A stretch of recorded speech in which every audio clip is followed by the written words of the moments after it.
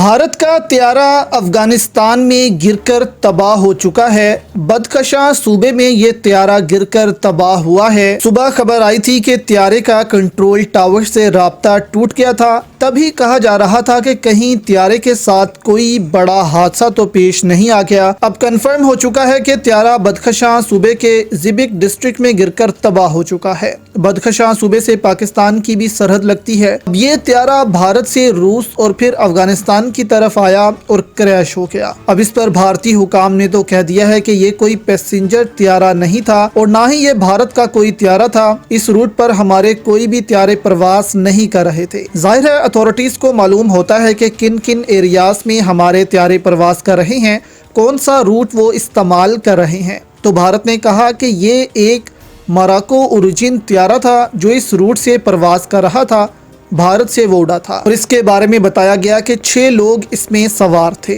अब एक और हैरान कुन खबर इस हवाले से ये सामने आई कि जिबिक में जिन पहाड़ों पर यह त्यारा गिरकर तबाह हुआ है वो एरिया अफगानिस्तान में आर्टिलरी एरिया था, यानी कि एक हसास एरिया था वो अफगानिस्तान। वहाँ से मुमकिन है कि पाकिस्तान पर हमले भी करते हों या जाहिर है सरहद पर सिक्योरिटी के लिए भी हथियार रखे गए हों।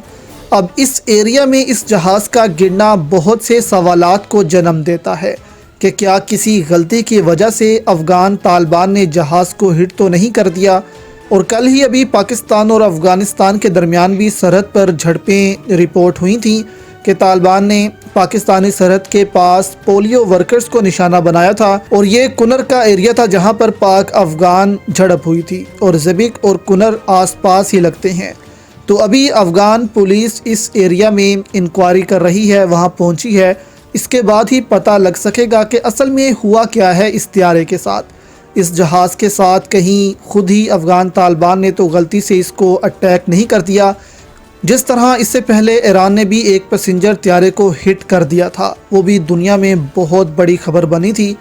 तो अभी इस पर इंक्वायरी जारी है, लेकिन अगर ऐसा हुआ हो तो बहुत ख़तरनाक होगा अफ़गान तालिबान के लिए और इसके बुरे नताइज अफ़गान तालिबान को फेस भी करने पड़ेंगे।